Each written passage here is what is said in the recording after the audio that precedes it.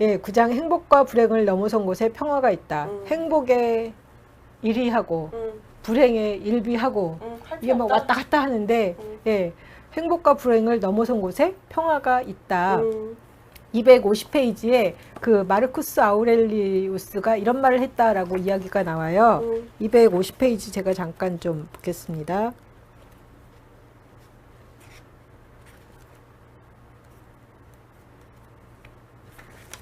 네, 여기에 보면 마르쿠스 아우렐리우스가 운명의 무늬가 어떻게 엮여지든 다가오는 것은 모두 받아들여라.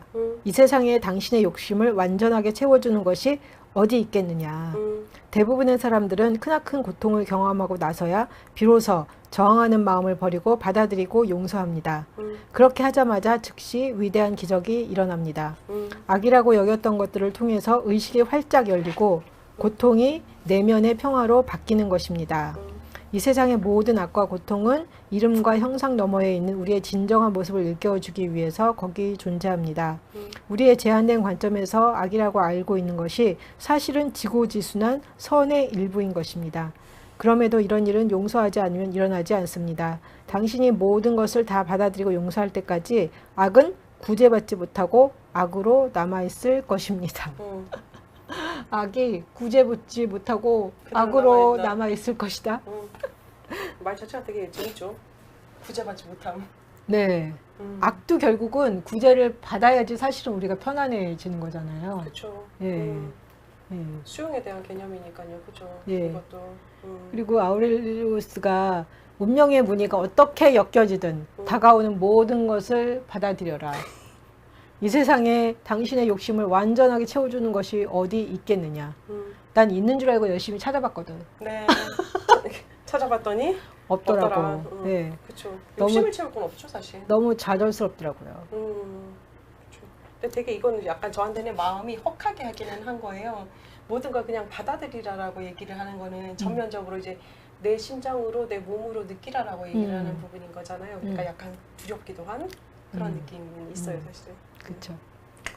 다 받아들여지진 않지만 그래도 이렇게 조금 더 마음이 넓어지기는 하잖아요. 네, 맞아요. 네. 조금 네. 편안해지는 것도 있고요. 그냥 죽고자 함도 아니고 살고자 함도 아니고 이런 그렇죠. 개념.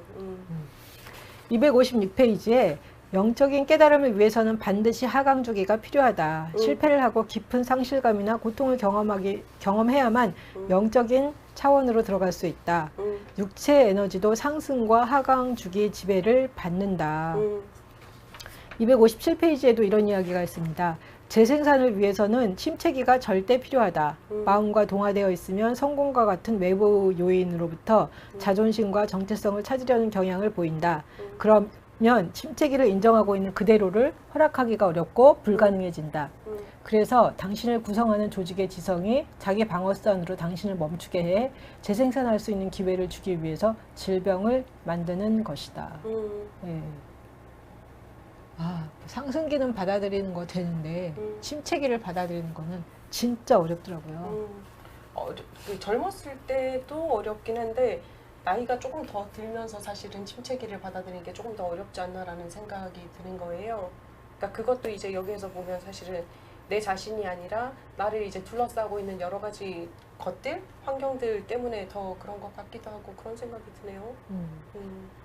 침체기가 있어야 상승기도 있고 같은 개념이죠. 뭐 침묵이 있어야 소리가 있는 것이고 소리가 있어야 침묵이 있는 것이고요. 그렇죠. 그렇죠. 근데 저도 이제 이렇게 침체기에 들어서서 막 아둥바둥하고 그랬더니 기운이 엄청 빠지더라고요. 그렇죠. 그렇죠.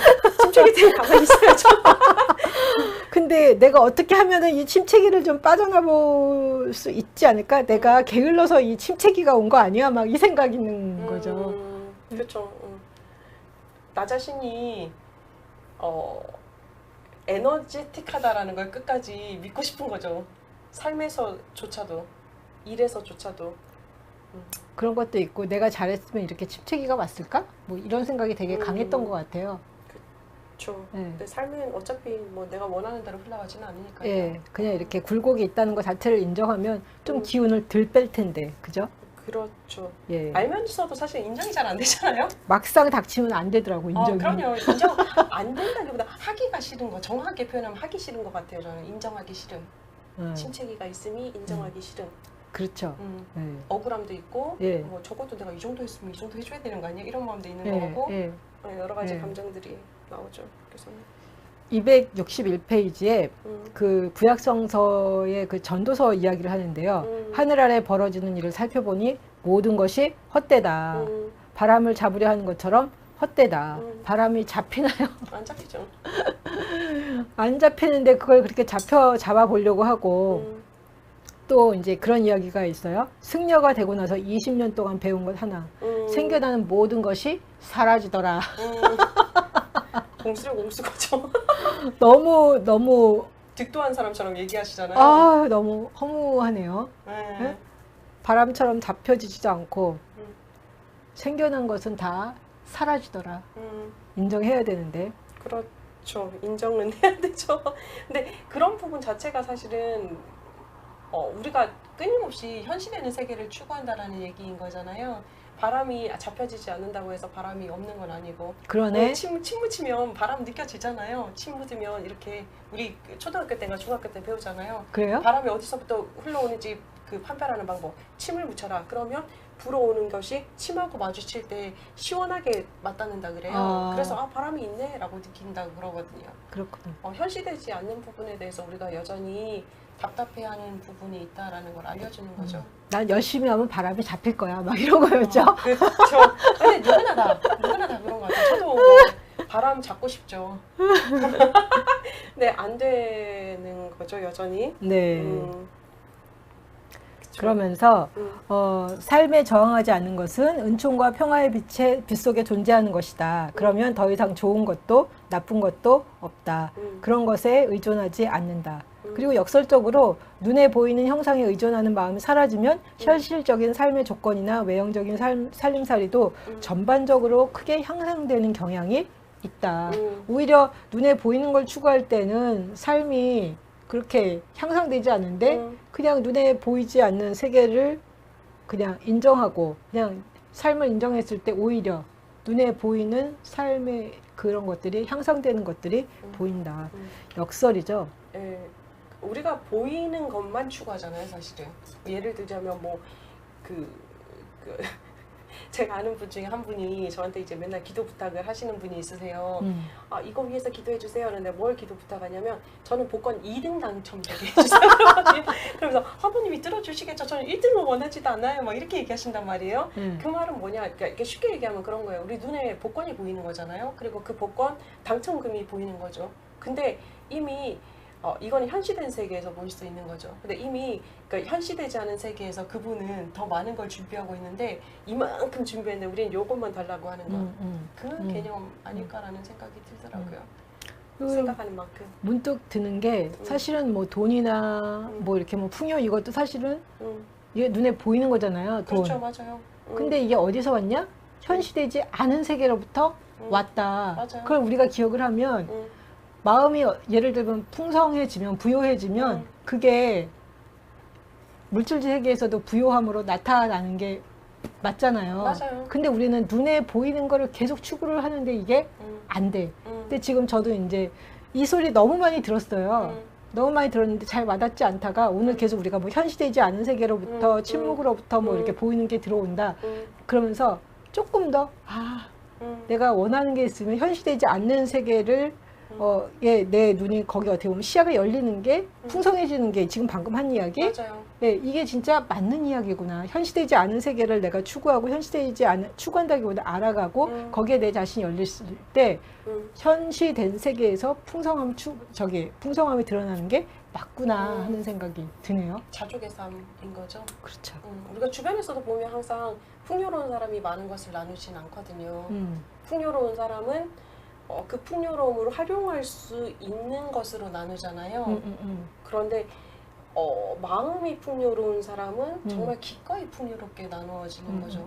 비록 우리가 현실 세계에서는 별로 없다라고 느낄지라도 그리고도 그게 이제 자기한테는 부족하다 여겨지는 게 아니라 이게 풍요롭다라고 여겨지는 거 그게 방법인 게 아닌가. 근데 참 그 현시되지 않은 세계의 것을 추구하는 것 자체가 쉽지 않은 것 같아요. 먹고 살고 또 이 세상에서 숨을 쉬고 그러고 있으니까 그런 게 아닌가 싶고요. 근데 현실은 그 현시된 세계에 나타난 것은 현시되지 않은 세계로부터 들어온 것이다. 그러니까요. 그거를 알면은 우리가 문제를 해결하려면 좀 제대로 그쵸? 제대로 가서 좀 해봐야 되겠다 생각이 들어요. 맞아요. 263페이지에 음.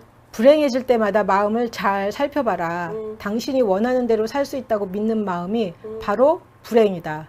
불행한 마음자리에는 항상 그런 무의식적인 믿음이 깔려 있다. 그 외 미국의 기적 수업 그 책 거기서 나온 이야기라고 네네. 하더라고요. 이게 좀 많이 와닿더라고요. 저도요. 당신이 원하는 대로 살 수 있다고 믿는 마음이 바로 불행이다.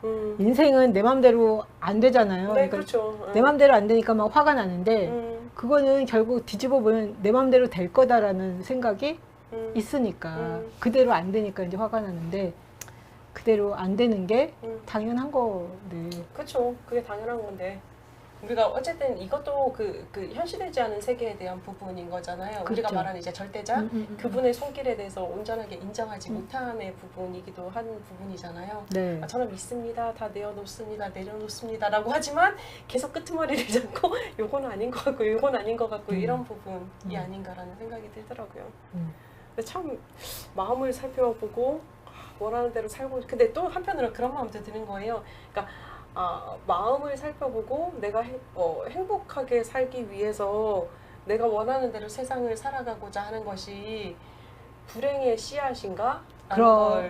이걸 보면 그렇다고 얘기를 하는 거죠. 그죠? 근데 생각해보면 불행의 씨앗이 아닐 수도 있는 것 같은 거예요. 왜냐, 그러니까 관점, 여기서 뭐라 그러냐면 이제 우리가 관점에 따라서 조금 이제 세상을 바라보는 게 달라진다라고 표현을 했는데 그런 거 같은 거죠. 저는 이제 그 되게 수줍은 아이라고 그랬었잖아요. 어렸을 때 되게 수줍고 열정도 없고 그런 줄 알았는데 제가 뭐 이제 그 CCC를 하면서 되게 열정적으로 살아가면서 내가 왜 이렇게 변했지라는 생각을 했는데 슈퍼비전을 받다가 아니 원래 그런 사람이었어. 근데 그 어렸을 때는 그 열정을 퍼부을 데가 없어가지고 그냥 그렇게 살았던 거야.